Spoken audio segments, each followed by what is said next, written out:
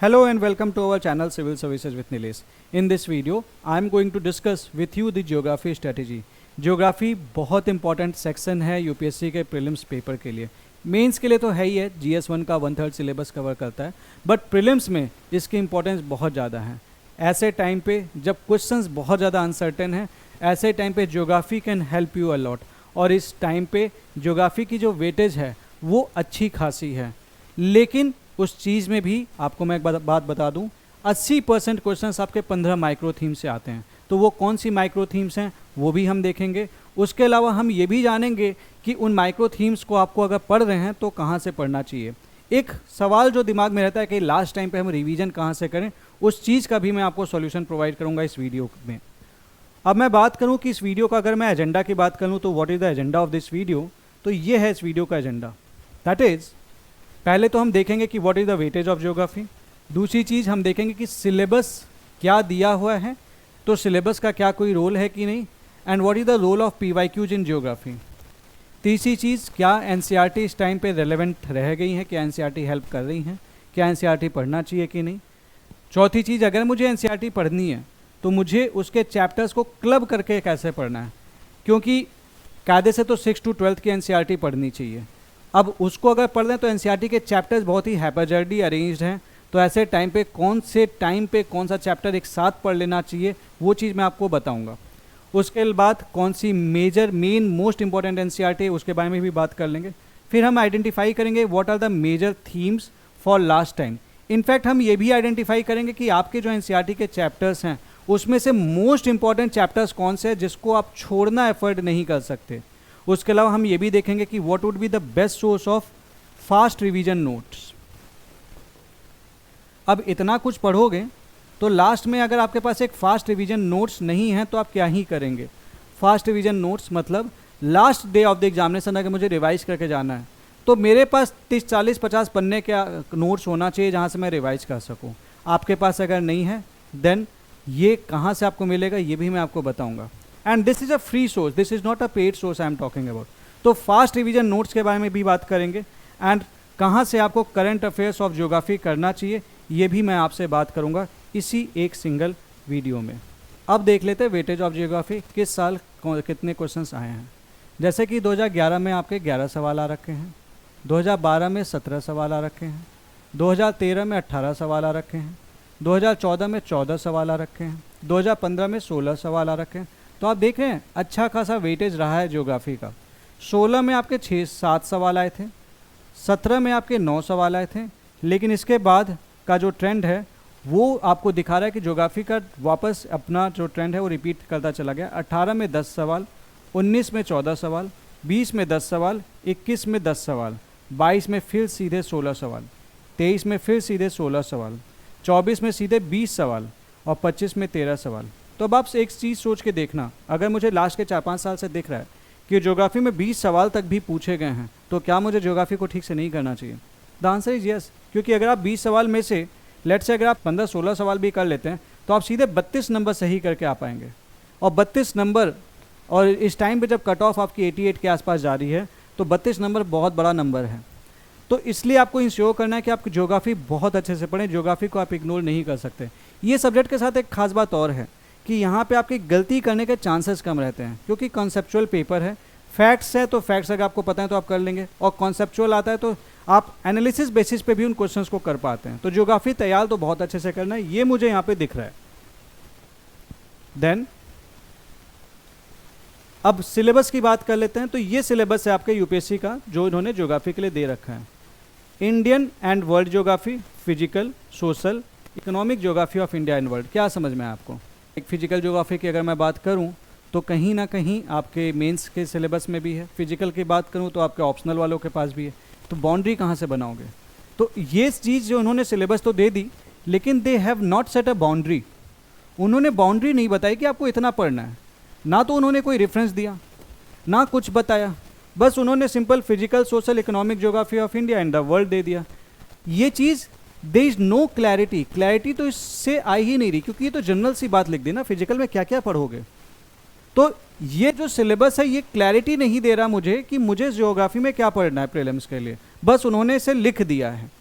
तो क्लैरिटी कहाँ से आएगी, जब यहाँ से नहीं आ रहा लेकिन इसी बेसिस पे क्वेश्चन पेपर तो बना ही रहे होंगे, तो उस क्वेश्चन पेपर में मैं काम कर लेता हूँ कि मैं अगर ज्योग्राफी के क्वेश्चन देख लूँ और फिर उनको देखूँ कि वो किस किस सेक्शन से आ रखे हैं और मैं उनको अच्छे से तैयार कर लूँ, तो मेरे पास थोड़ी सी क्लैरिटी रहेगी, क्योंकि यहाँ से मुझे क्लैरिटी नहीं मिल रही है। तो अब मैं काम ये वाला कर लेता हूँ कि मैं इसको 1 बाय 1 देखना शुरू करता हूँ। इस चीज़ में मैं PYQs का रोल देखूंगा। अब PYQs के रोल में मुझे दो चीज़ मिल रही है। पहली चीज़, there is the direct repetition of the previous questions, and then from the PYQ I can also recognise the themes. पहले रिपीटिशन देखते हैं। जैसे ये 2015 का सवाल है, which of the following countries of the South East Asia does not open at the Mediterranean sea. ये 4 option दिए हुए हैं। इसके बाद आपका 2017 का सवाल है, Mediterranean sea is the border of which of the following countries, Jordan, Iran, Jordan, Iraq, Lebanon, Syria. तो 3 ऑप्शन तो देखिए यहाँ पे 3 ऑप्शन सीधा सीधा, there is the direct repetition. दूसरी बात, अगर मैंने ये क्वेश्चन पढ़ा तो मुझे मेडिटेरेनियन सी के बाहर वाली जो कंट्रीज हैं, जो उसके मतलब बॉर्डरिंग कंट्रीज हैं, अगर मैंने उसको तैयार कर रखा है तो मैं इस क्वेश्चन को 2017 में आराम से कर लूँगा। तो there is the direct repetition. एक सवाल और देखते हैं, 2019 का ये सवाल, 21 जून को सन के बारे में कुछ है कि कहाँ पे वर्टिकली साइन करता है। 2024 में there is this question on 21 June which of the following latitude experience a sunlight of more than 12 hours. Similar question है, काइंड ऑफ रिपीटिशन है। In the northern hemisphere the longest day of the year normally occurs in. ये भी 21 जून के ऊपर सवाल है। तो आप देख रहे हैं 19 का सवाल 24 में रिपीट हुआ है और इनडायरेक्टली 22 में भी रिपीट हुआ है। तो there is a direct repetition. और ये NCERT से उठाया गया टेबल है। इस टेबल के थ्रू इन तीनों क्वेश्चंस को आप आराम से कर सकते हैं। तो इससे मुझे एक चीज़ और दिख रहा है कि PYQs are repeated and NCERT से सवाल आते हैं। आगे बढ़ते हैं। लेकिन इसके साथ एक इशू ये है, रिपीटिशन दिख रहा है लेकिन डायरेक्ट रिपीटिशंस लिमिटेड हैं, डायरेक्ट नहीं है। मतलब straight word by word repetition नहीं, जैसे स्ट्रेट PCS में होता है direct same question same option, अगर ऑप्शन चेंज करेगा तो एटलीस्ट क्वेश्चन सेम रिपीटेड है। लेकिन अगर आप PYQs को देखेंगे तो ये जो रिपीटिशन है, रिपीटिशन जरूर है, जो वे ऑफ आस्किंग है वो चेंज हो गया। बट और ये चीज़ अगर आप पूरे क्वेश्चंस को देखेंगे ना, आप UPSC के क्वेश्चंस को, तो आप पाएंगे कि सेम लैंग्वेज वाली रिपीटिशन उतनी नहीं है। तो PYQs तो इंपॉर्टेंट तो है, ये बात मुझे समझ में आ रही है, लेकिन एट द सेम टाइम ये भी समझ में आ रहा है कि डायरेक्ट रिपीटिशन नहीं है। तो अगर डायरेक्ट रिपीटिशन नहीं है तो मैं क्या करूं? PYQs how they are going to help, क्योंकि सिलेबस ने तो ऐसे ही साथ छोड़ दिया। Then I should look for the themes. मैंने खुद पेपर को एनालाइज किया एंड मैंने एक चीज़ पाई कि themes are repeated multiple times.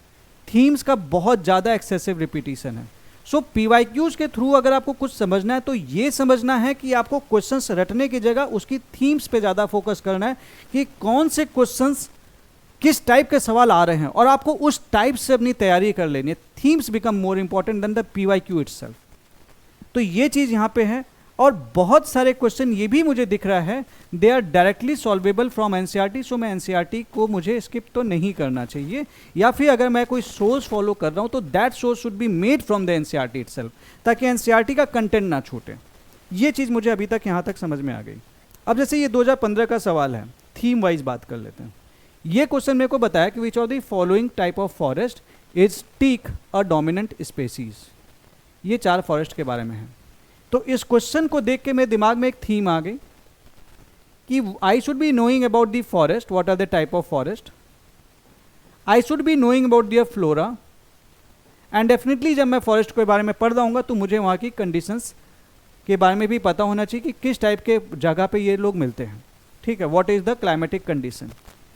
Similar question 2021 में, उसके स्पेशल फीचर्स, और then there is the repetition in the 23 question. This is a theme, repetition of the theme. और ऑल्दो अगर आप देखेंगे तो ये टीक है, टीक वर्ड यहाँ पे यूज हुआ है। यहाँ पे मुझे ये दिखा था कि इन्होंने फ्लोरा पूछा था, तो मैंने थीम समझ ली कि मुझे फ्लोरा जो था वो पता होना चाहिए। तो मुझे यहाँ पे किस फॉरेस्ट में पाया जाता है मुझे टीक का पता है। तो मुझे अब देखना है which of the following are deciduous trees. अगर मुझे डेसिडुअस ट्रीज के नाम याद हैं तो मैं इस क्वेश्चन को कर लूँगा। तो थीम आर इम्पॉर्टेंट, मुझे थीम बहुत अच्छे से कर लेनी है। ये चीज़ मुझे समझ में आई। अब एनसीईआरटी का रोल देख लेते हैं। एनसीईआरटी के रोल में ये देखिए, the belt of the ancient coast, ancient rock from Brazil coast matches with that of the western Africa. Direct repetition है एनसीईआरटी से। ये स्टेटमेंट पढ़िएगा, the belt of the ancient rock of 2000 million years from Brazil coast matches with that from the western Africa. Physical geography से direct repetition है। The gold deposit of Ghana are derive from the Brazil plateau when the to continents ले side by side. Ghana derive from the Brazilian प्लेटू। Gold deposits, the gold bearing veins are in Brazil, and it is obvious that the gold deposits of Ghana are derived from the Brazil plateau. Straight repetition, direct statement. The Gondwana system of sediments from India is known to have its counterpart in 6 different land masses. The Gondwana system of sediments from India is known to have its counterpart in 6 different land masses. Same statement, statement भी change नहीं किया। तो ये चीज़ मुझे दिख रही है that for them NCERT is important and they are directly framing the questions from NCERT। एक और सवाल देखते हैं, ये भी 2025 का ही क्वेश्चन है। In January in the northern hemisphere the isotherm bend equatorwards while crossing the land masses and polewards while crossing the ocean। इस क्वेश्चन को हम इस आइसोथर्म वाले मैप से भी कर सकते हैं जो दे रखा है। इधर देखो बेंडिंग देख लो, और स्टेटमेंट्स अगर हम देखें तो जनवरी में the isotherm bend to the north over the ocean and to the south over the continent. यही तो ये कह रहा है। In January the air over the oceans is warmer than that over the land masses in the northern hemisphere. Statement repetition. तो मुझे दिख रहा है कि एनसीईआरटी से 25 तक में स्ट्रेट क्वेश्चंस आए हैं, तो मैं एनसीईआरटी तो नहीं छोड़ूंगा। तो मुझे एनसीईआरटी पढ़नी है, ये बात मुझे समझ में आ रही है। So I should not be skipping the NCERT. यहाँ तक मैंने एक चीज़, कुछ लेसन्स देख लिए कि यूपीएससी का सिलेबस क्लियर नहीं है, तो there is the problem in the syllabus. Syllabus clear नहीं था, इसलिए I went to the PYQs। So PYQs are repeated, but they are repeated to a limited extent, but themes are repeated more. And दूसरी चौथी चीज़ ये है कि NCERT are important. दो चीज़ मुझे समझ में आ गई। Then what should I do? I can read the NCERTs. इन सब में जितनी भी एनसीईआरटी में सबसे ज़्यादा इंपॉर्टेंट जो एनसीईआरटी वो ये वाली एनसीईआरटी है। कुछ पढ़ो मत पढ़ो, ये एनसीईआरटी मत छोड़ना, इससे सबसे ज़्यादा सवाल आ रखे हैं। वो जो दोनों क्वेश्चंस थे वो इसी बुक से निकाले गए थे। लेकिन अगर आप 6 to 12 के एनसीईआरटीज पढ़ रहे हैं और आप, क्योंकि कुछ क्वेश्चंस देखिए, कई सारे क्वेश्चंस तो आपके 11-12 वाले से हो जाते हैं, लेकिन कायदे से एनसीईआरटी एक्चुअली अगर प्रॉपर एग्जॉस्टिव कवरेज के लिए देखा जाए तो कई सारे जो फैक्ट्स हैं जो 6 से 10 वाली बुक में दिए रखे हैं वो 11-12 में नहीं दे रखे हैं। पढ़ना तो वो भी चाहिए कायदे से, लेकिन वो डेफिनेटली तब पढ़ना चाहिए जब आपने 11-12 की पढ़ रखी है, ताकि आप उसे जल्दी कवर कर लें। लेकिन सवाल ये भी आ जाता है तो फिर पढ़ना कैसे चाहिए? शुड बी रेड हैपरजेंटली और there should be some right way of doing those things.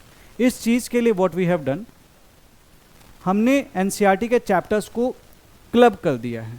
क्योंकि क्या होता है ना, जब आप चैप्टर पढ़ रहे हो और सिमिलर चैप्टर पढ़ रहे हो, लाइक लेट्स से कि 9th में ड्रेनेज दिया हुआ है, 11th में ड्रेनेज दिया हुआ है, तो आप उसको अलग अलग थोड़ी पढ़ोगे। पहले 9th में ड्रेनेज पढ़ोगे या फिर 11th में पढ़ोगे, फिर बाद में जब पढ़ रहे होगे तो ड्रेनेज पढ़ोगे। दोनों ड्रेनेज का चैप्टर एक साथ पढ़ लेना है और इनकी इन्फॉर्मेशन को साथ ही साथ क्लब करते चलना है। तो what you can do, you can read दो एनसीईआरटीज। अगर आप एनसीईआरटीज पढ़ रहे हैं, if you are reading the NCERT, तो in this way you should be doing that. और इस एनसीईआरटी को पढ़ने के साथ साथ हमने क्या किया है, 2011 से लेके 25 तक के जो भी चैप्टर्स जो भी क्वेश्चंस आ रखे हैं, वो सारे क्वेश्चंस को इन चैप्टर वाइज डिस्ट्रीब्यूट कर दिया है कि मैक्सिमम क्वेश्चंस कहाँ से हो सकते थे, किस सेक्शन के अंदर में वो लाई करते, तो कौन सा सेक्शन आपके लिए ज़्यादा इंपॉर्टेंट है। तो अब जो मैं आपको बताने जा रहा हूँ कि आपको ये चैप्टर्स तो पढ़ने ही पढ़ने हैं, ये आपको ध्यान रखना है, और कौन से चैप्टर्स को क्लब करके पढ़ना है ये चीज़ भी समझ लेना। If you are doing it from 6 to 12, otherwise आप केवल अगर 11th की कर रहे हैं तो उन चैप्टर्स को आपको नहीं छोड़ना है, कौन से छोड़ने और कौन से नहीं छोड़ने ये भी समझ लेना। आते हैं 1 by 1। Topic 1, world geography as a discipline. Class 11th का chapter fundamentals of physical geography. Book का नाम है फंडामेंटल्स ऑफ फिजिकल ज्योग्राफी, इसका chapter 1 geography as a discipline. एक भी सवाल नहीं है, लीव दैट, मत पढ़ो, अभी तो मत पढ़ो बिल्कुल भी। कई बच्चे होता है इस पर बहुत टाइम दे देते हैं, क्यों देना यार, 5 मिनट भी क्यों देना इस टाइम पे, क्वेश्चन ही नहीं पूछ रहा, सिलेक्शन लेना है आपको। लेकिन द वर्ल्ड दी अर्थ, जिसमें आपके क्लास 11 का फंडामेंटल्स ऑफ फिजिकल ज्योग्राफी वाली बुक का chapter 2 the origin and evolution of earth, chapter 3 that is the interior of the earth, and chapter 4 distribution of ocean and currents, इसको जरूर पढ़ना है। चैप्टर्स अगर आप क्लास 7 के एनसीईआरटी पढ़ रहे हैं तो chapter 2 inside our earth and class 7th की क्लास 6 की जो एनसीईआरटी का जो चैप्टर्स हैं वो है chapter 1, chapter 2, chapter 3 and chapter 4, chapter 5। ये चीज़ जब आप ये सेक्शन पढ़ रहे हैं वर्ल्ड का द अर्थ वाला, आपको ये सारा एक साथ पढ़ लेना है। और ये सेक्शन भी इंपॉर्टेंट है, 16 सवाल इस जगह से आ रखे हैं, तो ये सेक्शन मुझे छोड़ना नहीं है। इंपॉर्टेंस देखते चलिए ना। अब जैसे फंडामेंटल्स ऑफ फिजिकल ज्योग्राफी में बहुत सारे बच्चे इस पर टाइम देते हैं। Minerals and rocks, geomorphic process, landforms and the evolution, chapter 3 class 7 का चैप्टर 3 एंड क्लास 6 का चैप्टर 6, 4 सवाल आ रखे हैं। तो मेरा बस इतना कहना है, प्रॉब्लम ये है कि अगर आप इसको छोड़ के ये पढ़ रहे हैं तो गलती कर रहे हैं। पहले ये पढ़ लो, पहले ये पढ़ लो जहाँ पे 19 सवाल आ रखे हैं, पहले ये पढ़ लो जहाँ पे 10 सवाल आ रखे हैं। जब ये पढ़ लिए उसके बाद इसको पढ़ने की सोचो। ये मत करो कि आप इसको पढ़ने में टाइम दे रहे हैं, इसको पढ़ने में टाइम दे रहे हैं और इन चीज़ों को टाइम नहीं दे रहे हैं। तो इसका पीडीएफ मैं आपसे शेयर कर दूंगा हमारे Telegram channel civil services with Nilesh पे, please go through that PDF. World की क्लाइमेटोलॉजी वाला, इससे बहुत भर भर के सवाल आते हैं, 19 सवाल आ रखे हैं। This is the most important section. अगर आप एनसीईआरटी पढ़ रहे हैं और आपने ये नहीं पढ़ा इन चैप्टर्स को, तो आप बहुत बड़ी गलती करेंगे। क्लाइमेटोलॉजी से इस टाइम पे सबसे ज़्यादा सवाल आ रहे हैं, जियोमॉर्फोलॉजी से ज़्यादा सवाल क्लाइमेटोलॉजी से आ रहे हैं। इस चैप्टर को जरूर पढ़ना है। तो ये chapters, then oceanography chapter 13, chapter 14 and class 7 का चैप्टर 5 वाटर, इतना ही पढ़ना है। तो अब आप देखो, तो मेरे को दिख गया पढ़ते वक्त कि मेरे को टॉपिक 2 बहुत अच्छे से करना है, टॉपिक 4 बहुत अच्छे से करना है, टॉपिक 5 बहुत अच्छे से करना है। अगर मैं एनसीईआरटी कर रहा हूँ, इन चैप्टर्स को मुझे बहुत अच्छे से कर लेना है, ये ध्यान रखना है।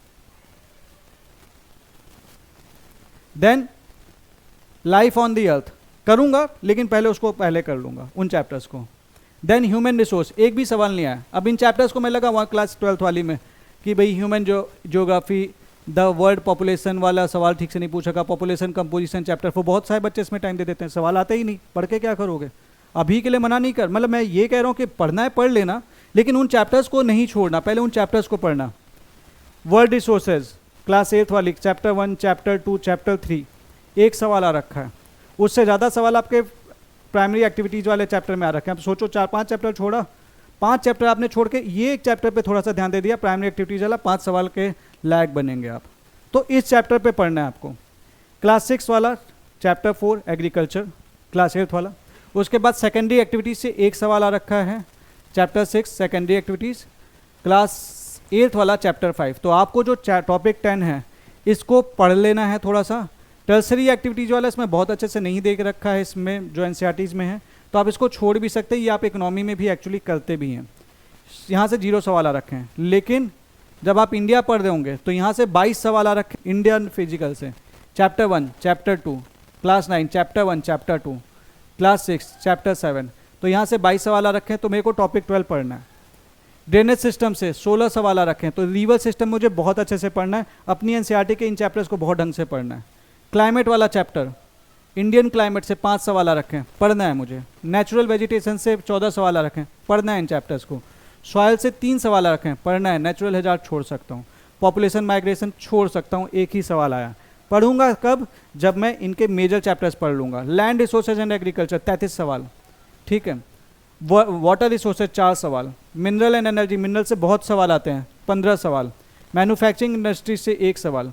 सर्विस सेक्टर से 4 सवाल। And topic 24 0 and then map based question. तो मेरा आपको बस इतनी सलाह है कि जब आप एनसीईआरटीज़ पढ़ रहे हैं तो आपका फोकस किन चैप्टर्स पे ज़्यादा होना चाहिए, ये ध्यान रखना। इस क्लासिफिकेशन को दिखाने का पर्पज़ बस इतना है कि आपका फोकस लैंडफॉर्म पे इतना नहीं होना चाहिए कि कई बच्चों को लगता है लैंडफॉर्म पढ़ रहे हैं तो मैं लैंडफॉर्म ही पढ़ता रहूँगा। नहीं, पहले ये पढ़ लो यार, टाइम कम है, ये पढ़ लो, क्लाइमेटोलॉजी पढ़ लो, ये 3 यूनिट आपका topic 2, topic 3, topic 5, and then उसके बाद आपका लाइफ ऑन अर्थ पढ़ लीजिए। उसके बाद आप पढ़ लीजिए प्राइमरी एक्टिविटीज़, 5 सवाल आ रखे हैं। उसके बाद आप India location structure and physiography पढ़िए, 22 सवाल आ रखे हैं। इंडिया का ड्रेनेज सिस्टम पढ़िए, 16 सवाल आ रखे हैं। आप इंडिया की नेचुरल वेजिटेशन एंड क्लाइमेट के बारे में पढ़ लीजिए, 19 सवाल आ रखे हैं मिला के। सॉइल्स के बारे में पढ़ लीजिए, 3 सवाल आ रखे हैं। लैंड रिसोर्सेज वाला सेक्शन पढ़ लीजिए, 33 सवाल आ रखे हैं। वाटर रिसोर्सेज से 4 ही सवाल आ रखे हैं। मिनरल वाला सेक्शन अच्छे से करना है, बहुत सारे बच्चे छोड़ के जाते हैं, नहीं छोड़ना नहीं है, 15 सवाल आ रखे हैं। सर्विस सेक्टर से 4 सवाल आ रखे हैं, फिर मैप बेस्ड सवाल।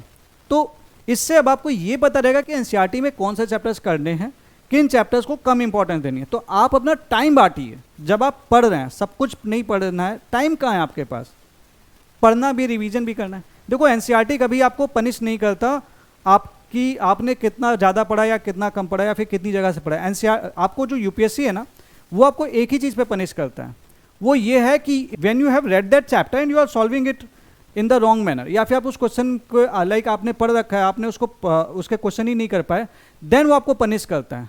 सो there is a one fundamental rule, don't get an easy question wrong. सवाल इजी है एंड उसको गलत करके आ रहे हो तो आपको पनिश करेगा, क्योंकि बाकी के साथ सबके साथ तो वही कहानी है। तो ये गलती आपको नहीं करनी है। ये चीज़ जैसे हमने, जो ये हमारा पीवाईक्यू डॉक्यूमेंट है, इस पीवाईक्यू डॉक्यूमेंट में हमने यही किया है कि ये सारा डिस्ट्रीब्यूशन यही पीवाईक्यू बुक से, डॉक्यूमेंट से लिखा गया है, जहाँ पे मैंने क्या किया है ना, सारे इंस्ट्रक्शंस वगैरह मेंशन कर दिए थे कि आपको इन चैप्टर्स में, लाइक लेट्स से कि जो मैंने आपको डिस्ट्रीब्यूशन दिखा कि इन चैप्टर्स में फोकस किस जगह पे करना है, like treat every detail as important, या कहाँ कहाँ पे फोकस करना है, माउंटेन्स, रेंजेस एंड हिल्स। अब इन चैप्टर्स में भी कहाँ पे फोकस करना है, आपको यहाँ पे दिख रहा है, plateaus, coastal plains, island, western Ghats and major valleys, passes in escarpment. ठीक है, तो ये पीवाईक्यू डॉक्यूमेंट में इस तरह से हमने कर रखा है कि ये क्वेश्चन आ रखा है, इस पर जो भी एक्सट्रापोलेशन हो सकता था वो हमने बना दिया थीम वाइज। एनीवेज, क्योंकि क्या होता है ना, जैसे आप एक चैप्टर पढ़ रहे, अगर आपके सामने ये भी दिख जाए कि इन चैप्टर्स वाले सेक्शन से क्वेश्चंस कौन से आ रखे हैं, तो ये आपकी हेल्प बहुत ज़्यादा हो जाती है। तो ये पीवाईक्यू डॉक्यूमेंट इस तरह से डिजाइन कर रखे हैं। इसका एक सिमिलर पीवाईक्यू डॉक्यूमेंट हमने पॉलिटी का भी बनाया था, वो हमने शेयर किया था। सो अगर मैं इसके बेसिस पे अगर बात करूँ, जो भी डिस्ट्रीब्यूशन मैंने दिखाया आपको, मोस्ट इंपॉर्टेंट चैप्टर्स मैंने आपको दिखा दिए कि आपको करना कहाँ से है। अब इसके बाद यूपीएससी प्रीलिम्स की बात करूँ मैं 2025 के लिए, तो मोस्ट इंपॉर्टेंट सेक्शन कहाँ पे आपको फोकस करना है, one is the climatology. Climatology पे आप सबसे ज़्यादा फोकस करेंगे। उसके बाद human and economic geography, but NCERT don't have the updated content, ये एक इशू है। इसका सॉल्यूशन एग्जिस्ट करता है एंड फ्री सोर्स अवेलेबल है, जो हमने ऑलरेडी शेयर कर रखा है, अभी मैं आपको बताऊंगा। So that will be a gift from our side also. Oceanography, geomorphology, mapping and then Indian geography. कई बच्चे होता है इंडियन ज्योग्राफी करना, इंडियन ज्योग्राफी करना, सवाल यहाँ से ज़्यादा आ रहे हैं। ये तो थे इंपॉर्टेंट सेक्शन जो आपको फोकस करना है। अब इनमें भी मेजर फोकस कहाँ पे करना है, these are the 15 micro themes, 15 micro themes यही हैं। यहाँ पे ऐसे अगर आपने चीज़ें कर ली अच्छे से तो आप ज़्यादातर सवाल कर पाएंगे। क्लाइमेटोलॉजी बहुत अच्छे से करनी है, एनसीईआरटी को chapters. Human and economic geography ये करना है आपको ब्लैक बुक से, ये नहीं छोड़ना, ब्लैक बुक से जरूर कर लेना। ह्यूमन एंड इकोनॉमिक ज्योग्राफी बहुत ही क्रिस्प बुक्स हैं, ये पीडीएफ हमने ऑलरेडी शेयर कर रखी है, हार्ड कॉपी वो आपको हमारी वेबसाइट पे मिल जाएगी। River system, trees, forest and vegetation, minerals, climatic reason, atmosphere, although ये क्लाइमेटोलॉजी का ही पार्ट है बट स्पेशली मैंने लिख रखा है क्योंकि एटमॉस्फेयर से बहुत सवाल आते हैं। Indian physiographic features, latitude, longitude, solstice, mountain and hills, universe, solar system, earth, wind system, again this is the part of climatology, cloud burst and monsoons, Arctic and Antarctica and maps. इतना section कर लीजिए, आप ज़्यादातर सवाल कर पाएंगे, पूरे नहीं कर पाएंगे ये तो रियलिटी है, बट ज़्यादातर सवाल आप कर लेंगे अगर आप इतने सेक्शन को फोकस रख के कर लेते हैं। क्या होता है ना, हम ये भी हम दुनिया भर की चीज़ें कर रहे हैं, हम इस पर फोकस ही नहीं कर रहे। आपको जो भी करना है कर लेना, इसको साइड करके मत करना, बस इसको पहले करना उसके बाद कुछ और करना, ये आप ध्यान रखना बस। अब सवाल ये आ जाता है कि what should be the best source for reading and covering your geography.